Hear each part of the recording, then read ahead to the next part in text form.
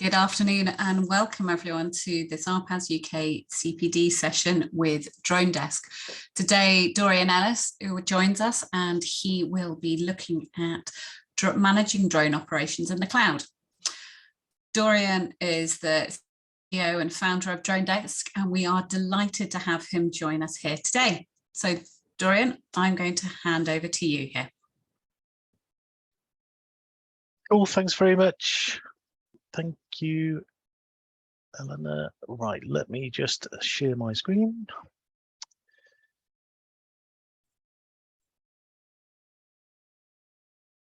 Okay, welcome. I'm Dorian, as Eleanor has said, the founder and developer of Drone Desk. Thank you very much, Eleanor and ARPAS, for the introduction and the opportunity to run this CPD session. So, if you, like many drone operators out there, are still using Word templates or spreadsheets, Google Forms to manage your logs and your flight planning, then I've got great news for you.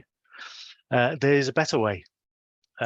So today's session is all about helping you manage your drone operations more efficiently by leveraging the power of cloud-based applications. So I transitioned from a hobbyist to a professional back in 2018, and I might have been really naive, but I honestly had no concept of what was involved. It was a genuine shock to me just how much admin was needed for even the simplest of commercial flights. And nobody tells you, right? So you go into it, and on the course, it came as a complete surprise to me. So, for example, for a typical flight, you need to think about managing your pilots, certifications, tracking certifications, recording your drone assets, and tracking maintenance on those, logging and reporting flight hours and tracking your currency, ensuring compliance and implementing checklists and on-site survey forms and incident logs for every job, minimizing risks for every flight by reviewing the weather, airport proximity, air and ground hazards, and all kinds of other stuff that you need to think about.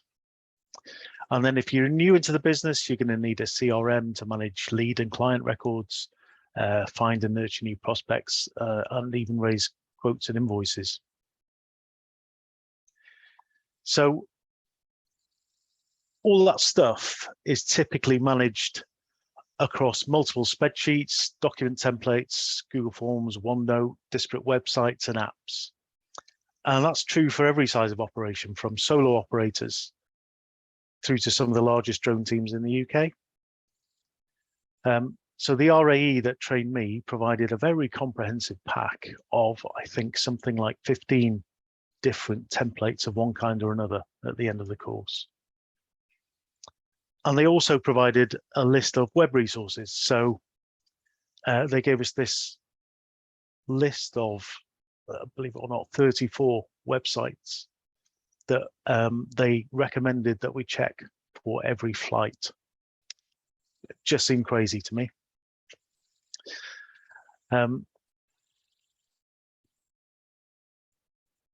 So I thought to myself, well, there must be a better way to do this. It can't be sensible to jump around all those websites, use all those Word templates and other documents to manage the operation. So it seems sensible to me that it would be great to integrate everything into a single, simple, intuitive web-based app, accessible from anywhere and from any device. So if we combine all these applications into a single application, then everything would be good with the world, and I could enjoy less admin and more flying. So I started developing Drone Desk back in February 2019. Went through first beta released in August 19. The initial release was planned for April 20, and obviously that was delayed. So we went through to October 20 before releasing the first version. And the big advantage of that was that during that entire period, we got loads of traction with the app. And we were lucky enough to get feedback from well over 500 pilots about what they wanted to see in the application, how they wanted it to work, and what the sort of stuff they needed it to do for them. So by the time we got to the first release in October 20, it was a really mature product that did just about all, or had just about all the core functionality that anybody would need to run their operation. So Drone Desk isn't the only solution out there. There are other applications that do similar things. When I started developing Drone Desk, none of these existed. They do now, of course. So almost 4 years, one pandemic, 2 presidents, 3 prime ministers, a war in Europe, and an economic meltdown later, you've got a multitude of choices about which application you use. Now, I recommend that you try some of these. Each has their own merits. They're each good at different things. But for this call, I'm going to run through some of the key features of what Drone Desk offers. And if nothing else, that'll give you a benchmark against which to compare the other applications. And I'm fairly confident that you'll decide Drone Desk is the better application. So I'm going to jump into the live system, and I'm going to run through how you're able to manage your team, manage assets, manage risk assessments, checklists, flight planning, audit trails, incident logging, and sharing and flight log reporting, just so you get an idea of the core functionality that's available in the system. So let me jump to the application.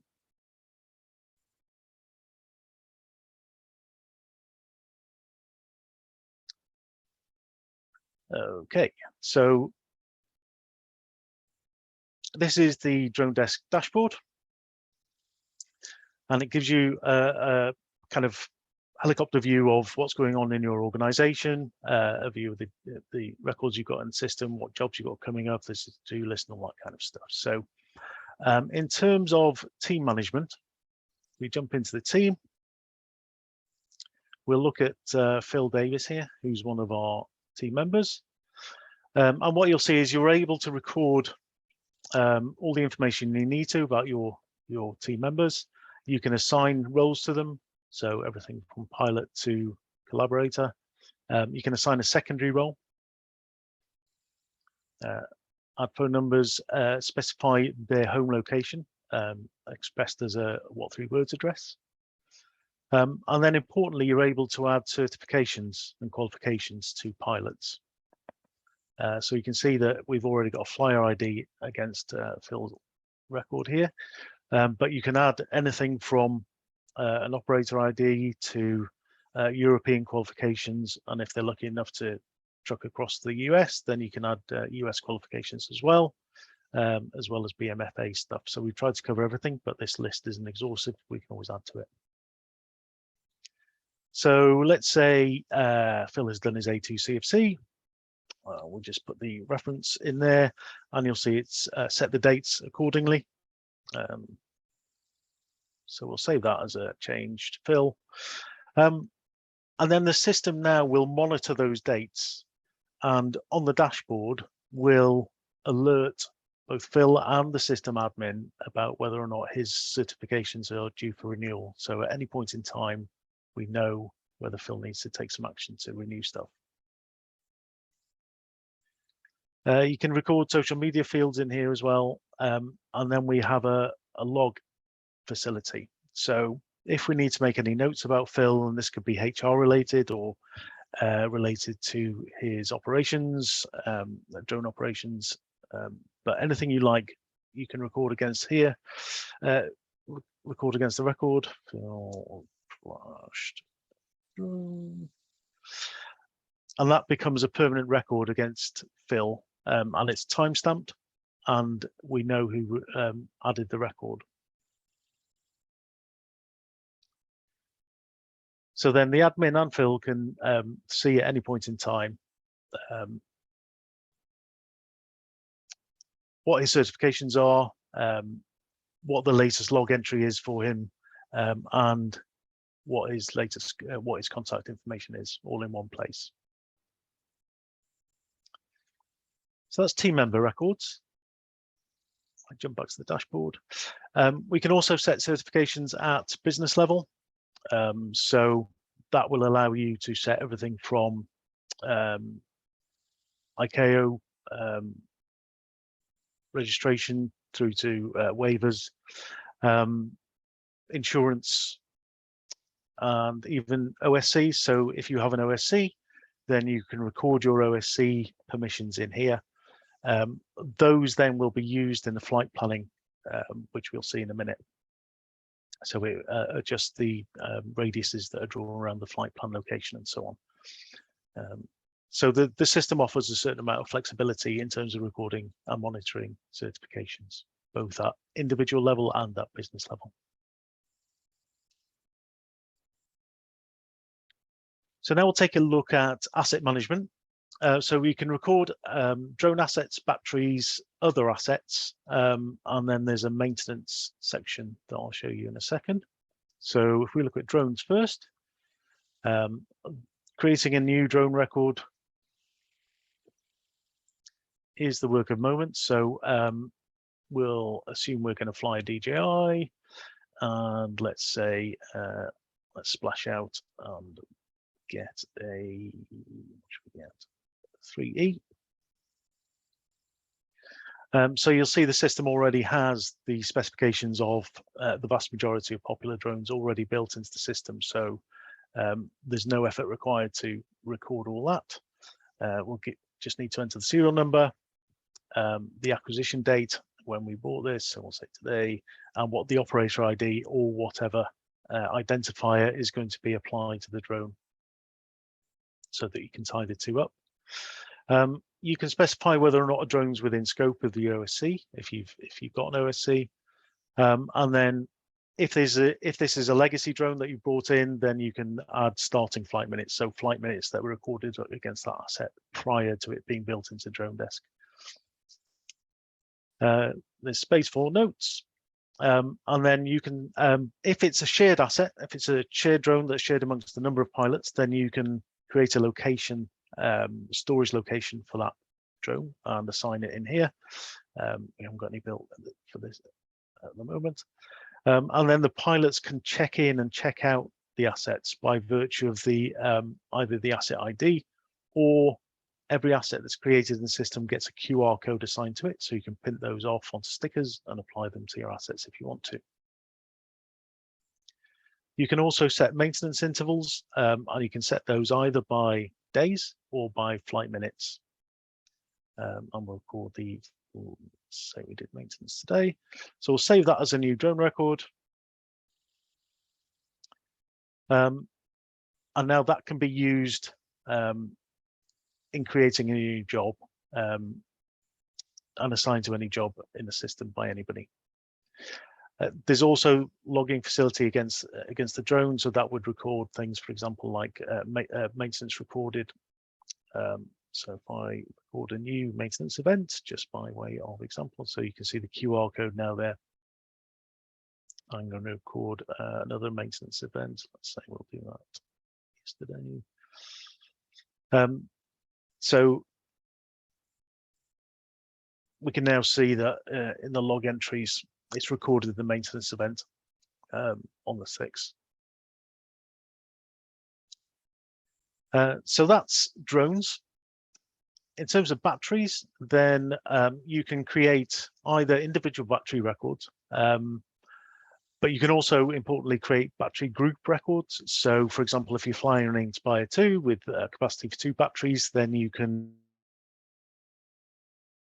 group them together, record charge cycles on them, and set the initial flight time as you could for the drone. Then other assets, so you can create everything or anything that you need, essentially, that you need to record in the system. So everything from camera poles to lighting rigs to PPE, whatever you want to record, you can record in the system if you want to.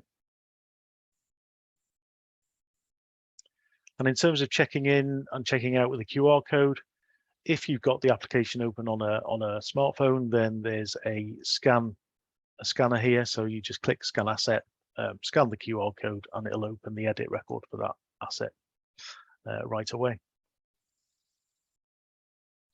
Okay, so that's asset management. Then we've got risk assessment and checklists. So Drone Desk offers a certain amount of flexibility in terms of risk assessments and checklists. So there are two options. You can either use the standard risk assessment format, or if you've got an OSC format with the additional columns that are required to comply with CAA Cap 722A. So we'll look at the standard one for a second. So what we've done here in the settings is set up a default risk assessment. So this will cover common risks that typically you'd need to consider for every flight. So really common stuff. So we describe the hazard and the mitigation that's going to be applied. And then what will happen is when we create a job, this risk assessment will get added to that job. You can then edit it on a per job basis as needed. So either remove stuff that's not relevant or add new stuff to it, or edit the ones that are added. And this is all entirely flexible. So you can add stuff in here. You can move the risks around. You can add heading rows if you want to. And I'll show you how the risk risk selection works. So the risks are based on the standard 5x5 matrix, so probability and severity. So the idea is that you select the initial risk and then the final risk according to your assessment. And then at the end, the risk assessment is the overall risk score is calculated to let you know whether or not it's going to be good to fly. That's configurable too. So you can elect to have just a 3-color matrix or richer kind of 8-color. You can select whether or not it's additive or multiplicative, and how the overall score is calculated at the end. So we've tried to provide as much flexibility as you need. Then looking at checklists. So the system comes with kind of 7 predefined checklists. These are pretty comprehensive, but you can edit these again to your own requirements. And these will all get added to every job that you create in the system.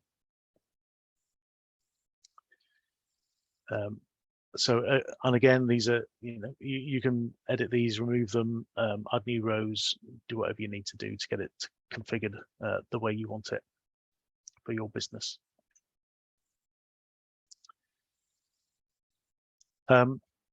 So that's risk assessments and checklists. What I'll do now is go through a typical workflow creating a job. So what I would do typically is create a location as a starting point. And we can do that straight from the dashboard. I click in the plus there. So you'll see it brings up a map of the UK. We already have the FRZs mapped on there, so you know whether or not you're going to run into difficulties at any point. Let's call this new location.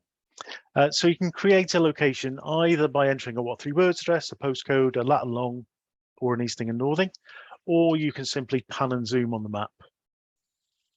So let's just randomly select somewhere down here. I won't get right at the FRZ, but I'll get close to it. So I'm just going to double click on the map now. So it's dropped a pin along with a 30, 50, 150 meter radius around that location. And it's filled in all the other information I need about this location. So I know what the lat and long, east and northing, what the airspace classification is, what the grid reference and the elevation. So I'm going to save that as new location record. And from there, I'm going to create a new job.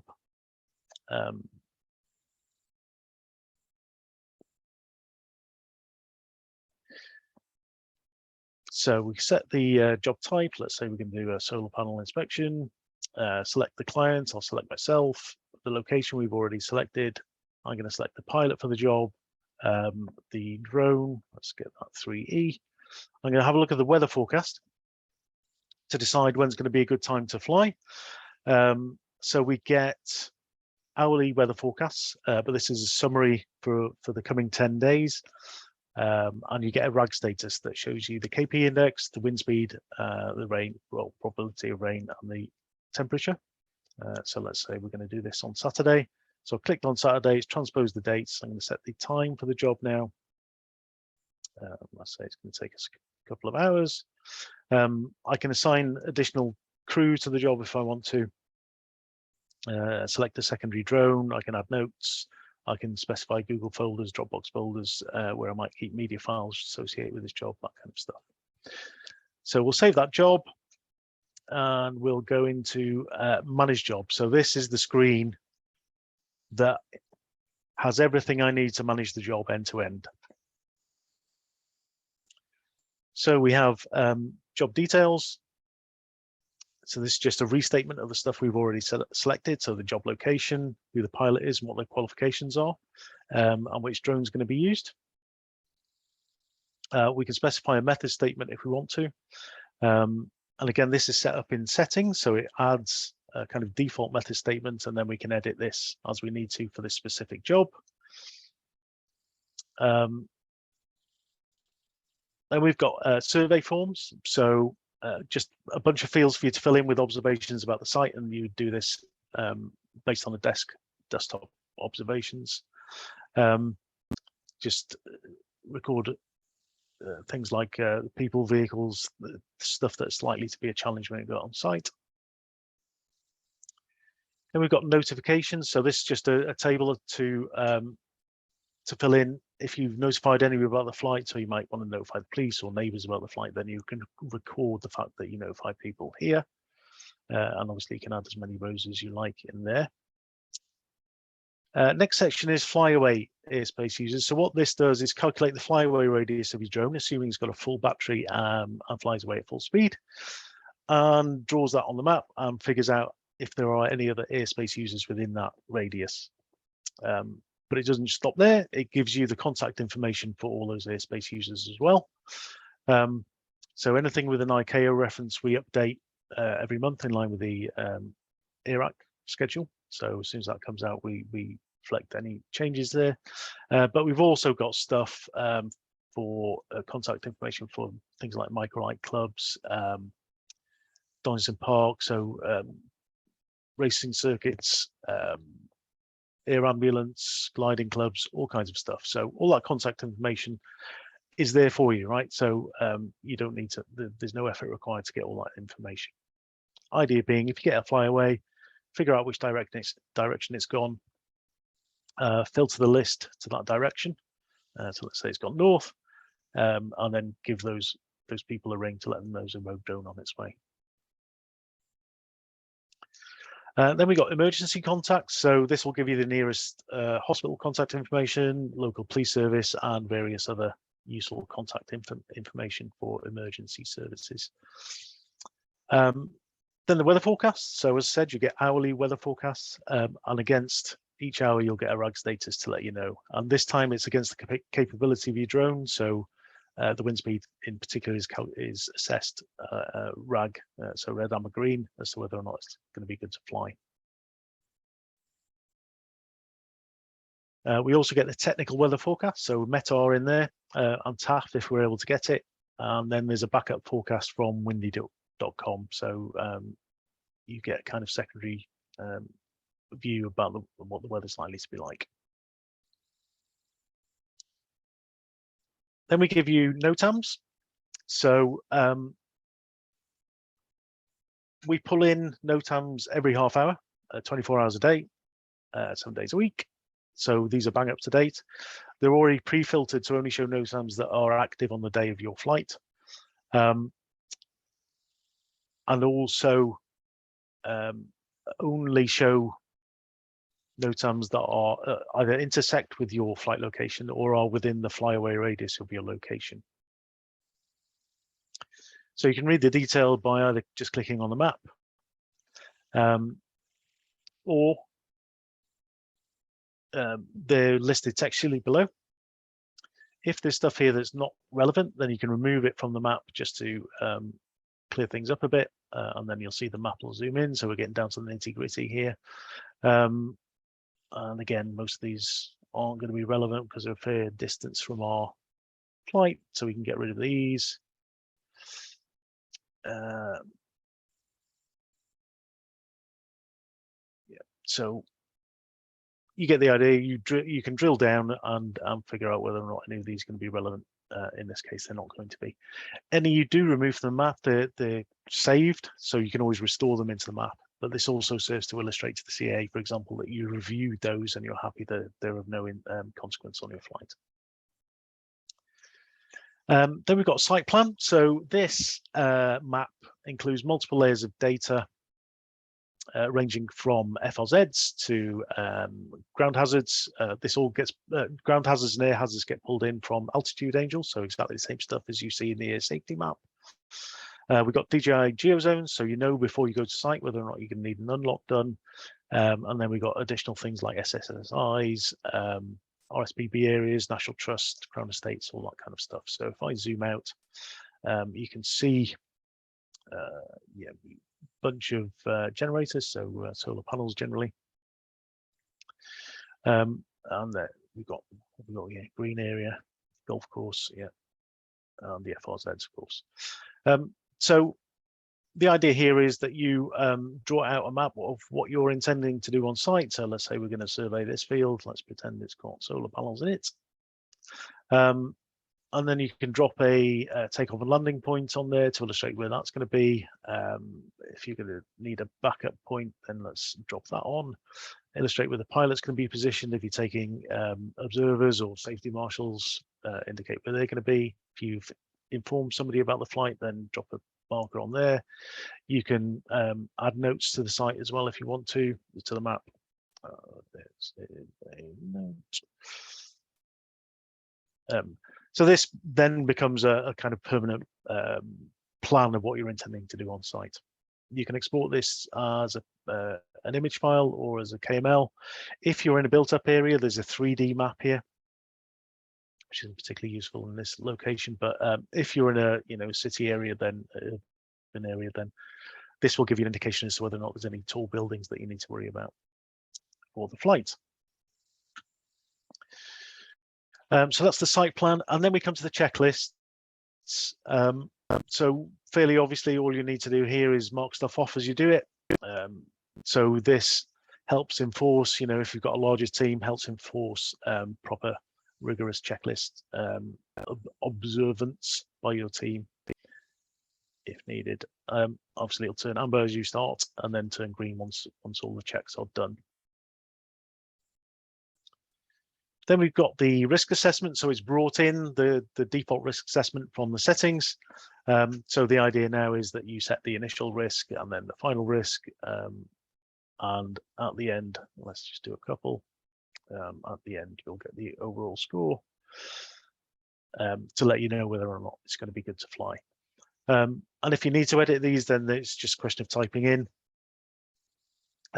You can also add rows, add heading rows, add additional risks if you need to. Then we've got an on-site survey, so allows you to record the prevailing weather when you arrive on site, and then enrich any information that you'd recorded in the initial survey if you need to once you arrive on site.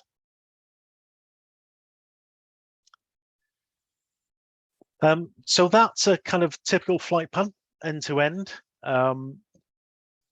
As you can see, it pulls in all the information that you need without you having to go anywhere else to get anything at all. So you should be able to plan a flight entirely within DroneDesk without having to go anywhere. In terms of audit trails and incident logging, so if I zoom back to the top, so and this is usually of use to larger teams as opposed to smaller individual teams, but we've got a very detailed audit log, so you can see step by step, minute by minute, person by person, who's done what on a job at what point in time. So you can see who's changed the risk factor from P0 to P0S0 to P3 S3. It was me at 1402. So there's a really detailed audit trail of who does what on any job.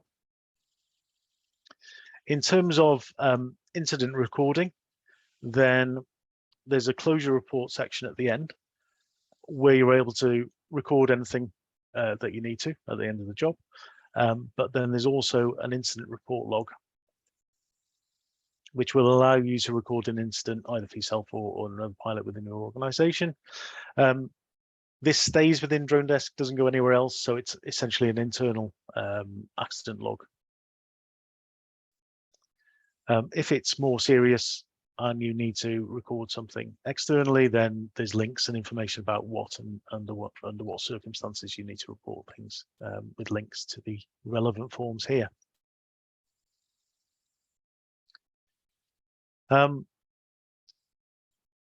In terms of sharing this with your clients, then what you can do is export job packs.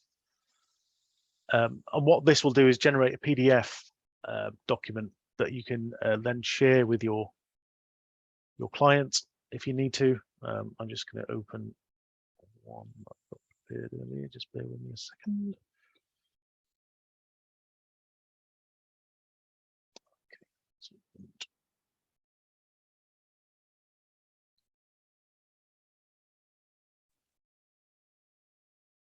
Right, I'm just going to open that. Sorry, stop sharing and share that one. Okay, so this is the PDF that it's generated. So you can see I've added this is configurable by you. I've added a header to the page. That's a fictional company, of course.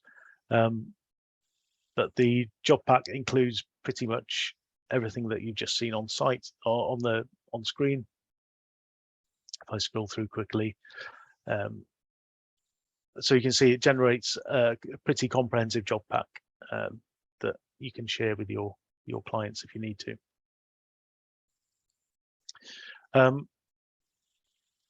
That's all configurable as well, so you can set the document header. You can select which sections are going to be included in the export and so on.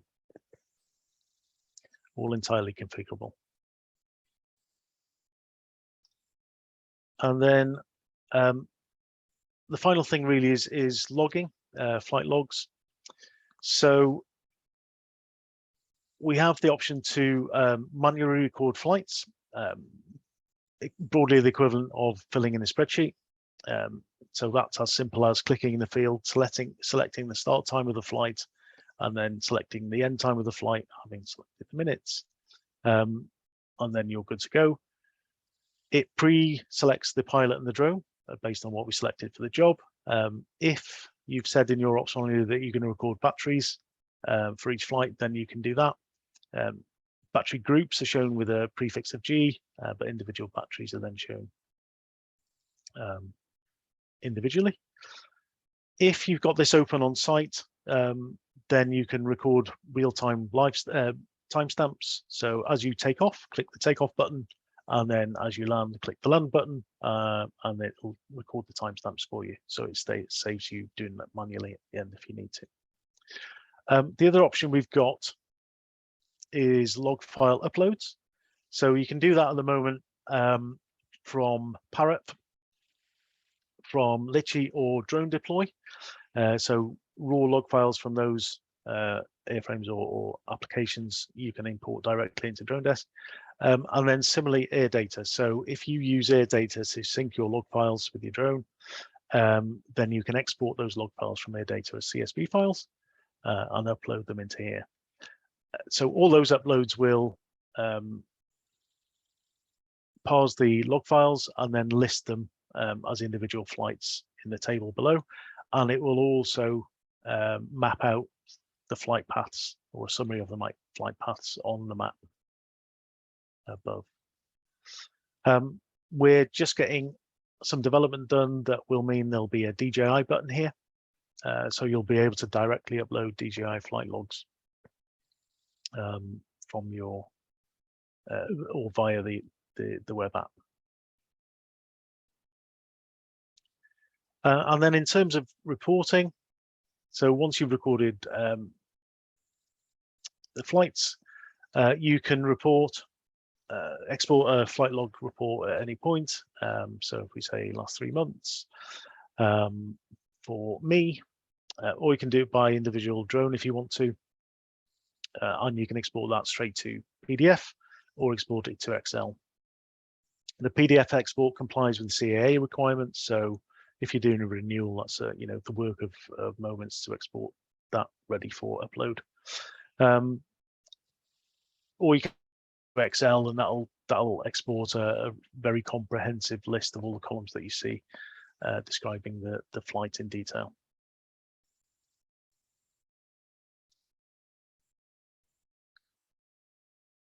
And then just to finish off, in terms of flight currency monitoring, assume you've got a team of people, then the system will monitor your flight currency, and it'll show all your team members in the drop-down list here, and whether or not they're current. So you can see, well, there's only me that's current here, but you can view the individual reports and give the pilot a nudge to let them know they need to get out flying.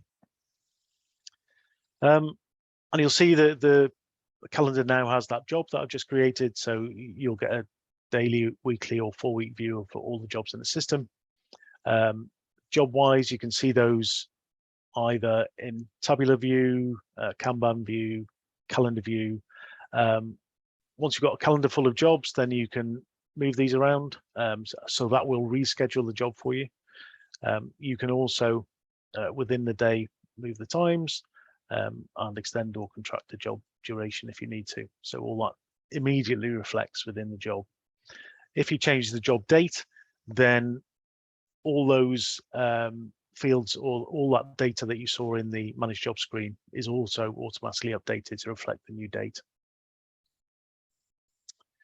And then finally, just to mention the to-do list, so you can add your own to-dos in here. They're shown with user icons, but anything with a red bell icon is kind of system generated. So it monitors everything in the system and lets you know whether or not there's stuff that needs your attention.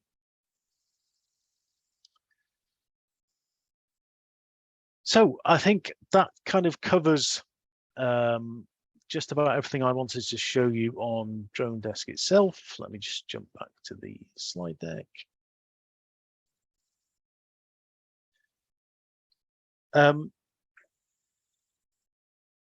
So I think it's important to say there's a bit of investment required up front to get set up in any system like that, and a transition from kind of spreadsheets and word templates that you've been using for a while might seem a bit daunting, but honestly, once you make the move, it just makes everything so much easier. So should the CAA knock on your door and want to do an audit, then I can imagine that trying to pull together all the spreadsheets and documents is going to be a bit of a nightmare. If it happens in Drone Desk, then and you're using Drone Desk, then you can pull off a PDF for the job that they're interested in, and you've immediately got all the evidence you need to demonstrate to them that you planned the flight as safely as you can. So it might seem daunting, but the upfront investment of getting set up is definitely well worth it. You can bulk import records into the system as well, so that, we've tried to make it as easy as possible to get started. And if you do, then you'll go from an admin nightmare, snowed under with paperwork, to doing what you should be doing, which is flying your drone and earning revenue. So that's it. Thanks for listening. And I guess we'll open the floor to questions now, Elena. Thank you very much, first of all, Dorian. That was incredibly comprehensive. And as you say, I think a very good benchmark for any similar systems, actually. And I've been fascinated on a personal basis. Thank you. Cool. Yes, Pleasure. as you say, let's have a look at questions. And we have got something here, first of all. And we have one here from Annalise saying, thank you, Dorian. Can you confirm if the system works on PC and mobile on Apple and Android? Yeah, so it's web-based. It's what's called a progressive web app. So whatever device you open it on, it should work and it'll scale nicely to fit your screen. If you open it on a tablet or on a phone, it'll prompt you to install it as a shortcut on your home screen. So that gives you an icon that means you can launch it from the icon, and it basically opens in a frameless browser. So it looks like a native app, but it's actually not. But don't tell anyone. But yeah, so it's browser based. Access it from anywhere on anything, and there's no app to install as such. Great. The next question coming through is, are there limits in terms of number of pilots and drones or types of drones? No limits at all. The app works on a subscription basis, and that's based on the number of users. Depending how many users you sign up to, then the subscription price will change. But once you have your account, there is no limitation in terms of drones, assets, jobs, locations, anything like that are limitless.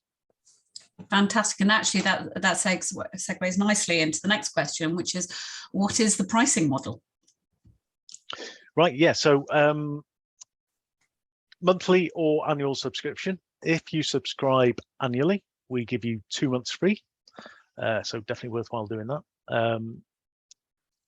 And then the tiers range from a startup plan, which is designed for new entrants into the business, really, and has some functional limitations, so you don't get some projects and some of the checklists and so on, but it still allows you to plan a job end to end safely. So that's the startup kind of entry plan. That runs at 70 quid a year. And then from there, we've got a Pro Lite, which is designed for smaller or one-man bands. And that, now I should have the prices up, but I haven't. Just bear with me 1 second.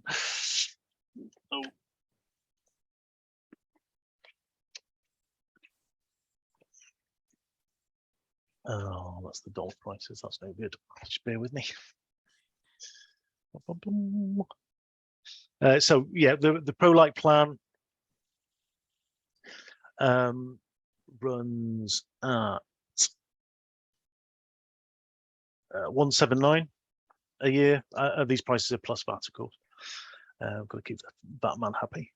And then we have Pro plans, which range from 5 users right up to 100 users in blocks of 10 or 25, depending how high up we get. So, and you can change your plan, cancel your plan, update your plan, whatever you need to do from within the app. So there's no kind of having to ring numbers or anything like that.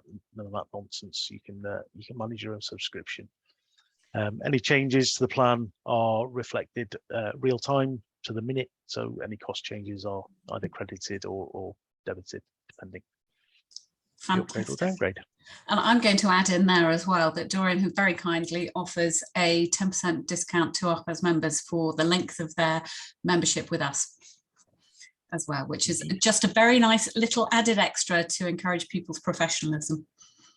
Thank you. Our next question is, out of curiosity, did you have the opportunity to use the system output to sustain an audit? No, I haven't. No. And I don't know of anybody that has, if I'm honest with you. So if you do know of somebody that's been audited and they've used Drone Desk, please let me know, because it'd be great to hear. But no is the short answer. Okay. We have another question here. Thank you, saying also thank you for the excellent presentation and demo. I totally agree. In the event that one was to stop using Drone Desk, can you export all the data? And if so, what format would that be in?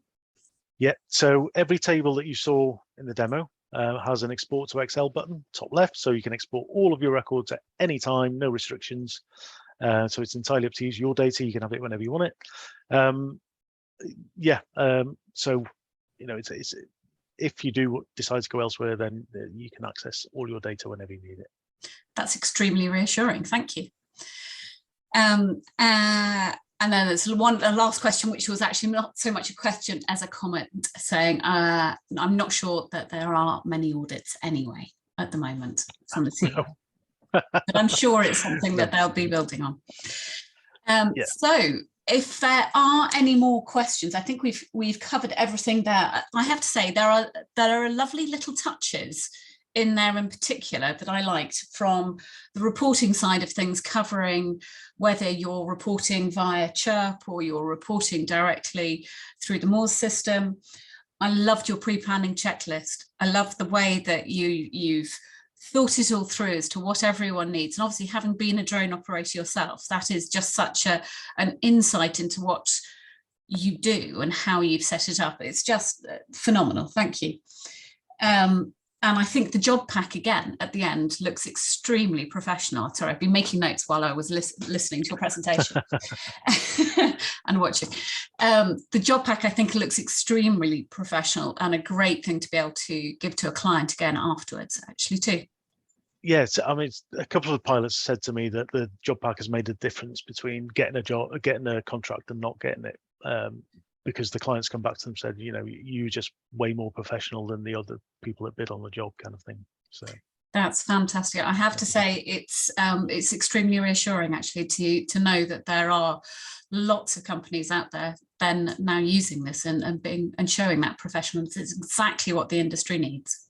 Indeed. So great job.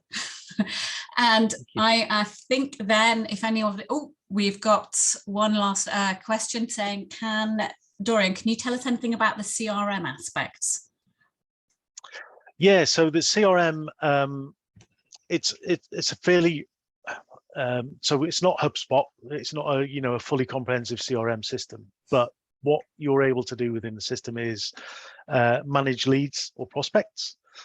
So you can create lead records and then move those through a process that says, contact attempted, contact successful, and then if they want to engage with you, then you can convert them to a client.